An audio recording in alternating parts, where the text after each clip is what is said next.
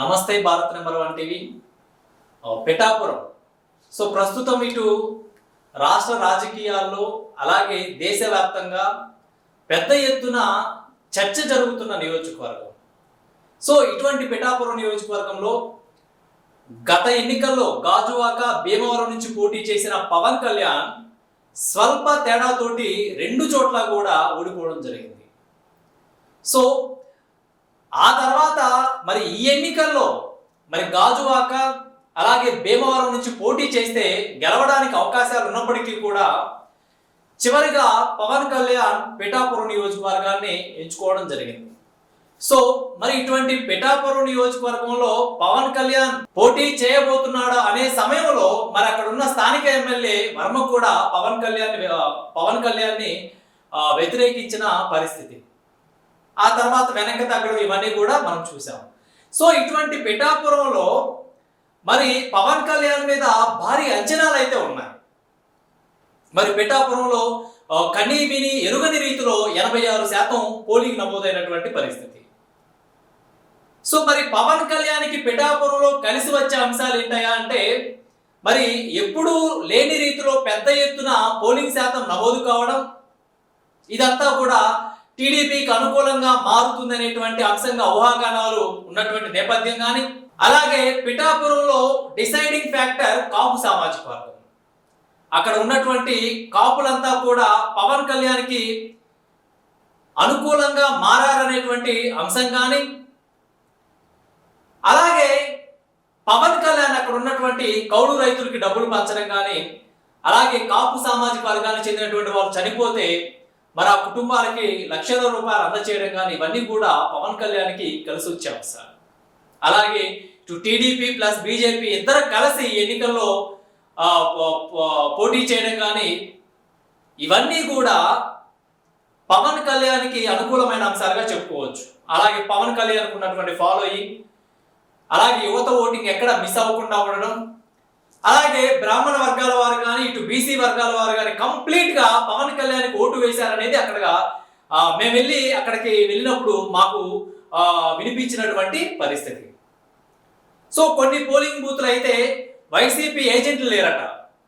ఇక కాపు సామాజిక వర్గాల వారు ఉన్న చోట అయితే ఏకపక్షంగా పోలింగ్ జరిగిందనేటువంటి విషయాలు మా దృష్టికి వచ్చాయి. సో పిఠాపురంలో పవన్ కళ్యాణ్ గారు పూర్తిగా ఎన్నికలకు ముందు 20 రోజుల ముందు మాత్రమే అటు ర్యాలీలతో కానీ ఒకే ఒక్కసారి మీటింగ్ పెట్టి తిరిగినటువంటి పరిస్థితి. అలాగే ఇక పవన్ కళ్యాణ్ పిఠాపురంలో ఎందుకు గెలవబోతున్నారంటే మరి పవన్ కళ్యాణ్కి తన సామాజిక వర్గం మీద ఉన్నటువంటి పట్టు. ఎవరైతే కాపులు ఉన్నారో ఈ కాపు సామాజిక వర్గం మొత్తం కూడా పవన్ కళ్యాణ్కి అనుకూలంగా మారిందంట. వైసీపీ వాళ్ళు సొంత కాపు సామాజిక వర్గాన్ని తీసుకొచ్చేసి ఆ కాపు సామాజిక వర్గం చేత మరి పవన్ కళ్యాణ్ ఓడించడానికి కాపులను అస్త్రంగా వాడారు. అలాగే కాపుల్లో చీలికలు తీసుకొచ్చేసారు. అలాగే కావాలని చెప్పేసి పవన్ కళ్యాణ్ దూరం పెడుతున్నారు అనేటువంటి విషయం ప్రజలకు అర్థమైపోయింది.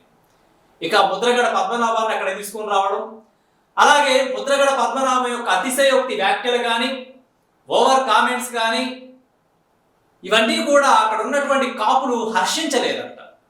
ఇంకా ఇతర నియోజకవర్గాల యొక్క చెందినటువంటి ఇన్ఛార్జుల్ని ఆ నియోజకవర్గంలో తీసుకుని రావడం, అక్కడ ఉన్నటువంటి స్థానికులు పట్టించుకోకపోవడం వలన వైసీపీ ద్వితీయ శ్రేణికి నాయకులంతా కూడా హర్ట్ అయ్యారంట. ఇక ముద్రగడ పద్మనాభం వచ్చేసి పవన్ కళ్యాణ్ మీద చేసినటువంటి సినిమా డైలాగులు కానీ ఇవన్నీ కూడా ఎక్కడ వర్కౌట్ అవ్వలేదు. ఇక చివరిసారిగా అక్కడికి వచ్చి మీటింగ్ పెట్టినటువంటి జగన్మోహన్ రెడ్డి కూడా వ్యక్తిగత వ్యక్తిగత విషయాల గురించే మాట్లాడాడు తప్పితే రాజకీయంగా మాట్లాడలేదంట. సో ఇవన్నీ కూడా అక్కడ ప్రజల్లో బలంగా నాటుకొని అవన్నీ కూడా వైసీపీ పట్ల వ్యతిరేక భావాన్ని, అలాగే టీడీపీ పట్ల పవన్ కళ్యాణ్ పట్ల ఒక సానుకూల వైఖరిని ప్రభావితం చేశారు.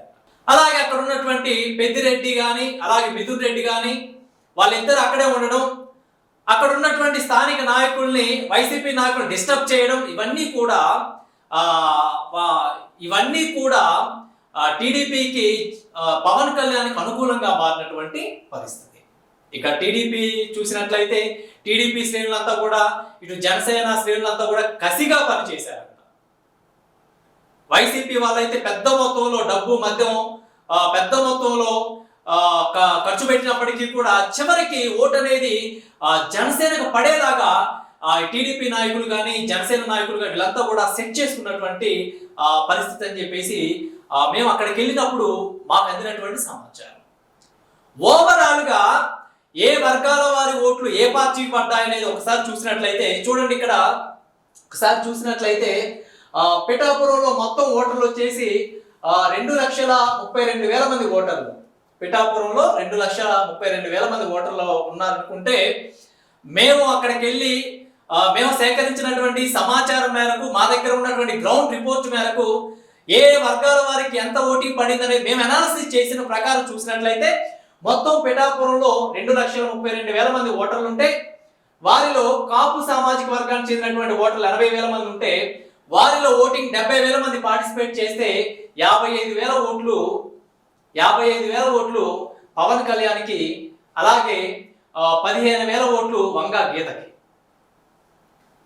సో నేను చెప్పాను, అక్కడ ఉన్నటువంటి కాపు సామాజిక వర్గం ఓటర్లు మొత్తం కూడా పవన్ కళ్యాణ్కి సపోర్టెడ్ గా ఉన్నారు, పవన్ కళ్యాణ్ వైపే ఉన్నారు అనేది మనం చెప్పుకున్నాం. సో 55,000 ఓట్లు పవన్ కళ్యాణ్కి, 15,000 ఓట్లు వంగా గీతకి.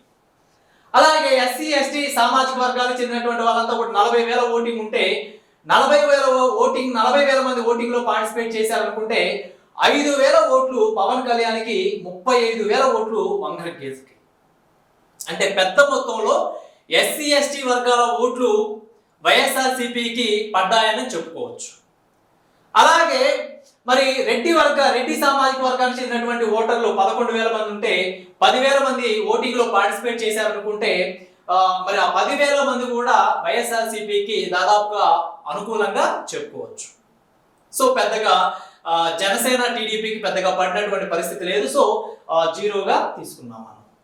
అలాగే వైశ్యాసు బ్రాహ్మణ వెలమ ఇతర వర్గాలకు చెందినటువంటి ఓటింగ్ వాళ్ళని తీసుకున్నట్లయితే 11,000 మంది వైశ్య బ్రాహ్మణ వెలమ వర్గాల వారు 11,000 మంది ఉంటే, వారిలో 10,000 మంది ఓటింగ్ లో పార్టిసిపేట్ చేస్తే 7,000 ఓట్లు మరి పవన్ కళ్యాణ్కి, 3,000 ఓట్లు వంగా గీతకి.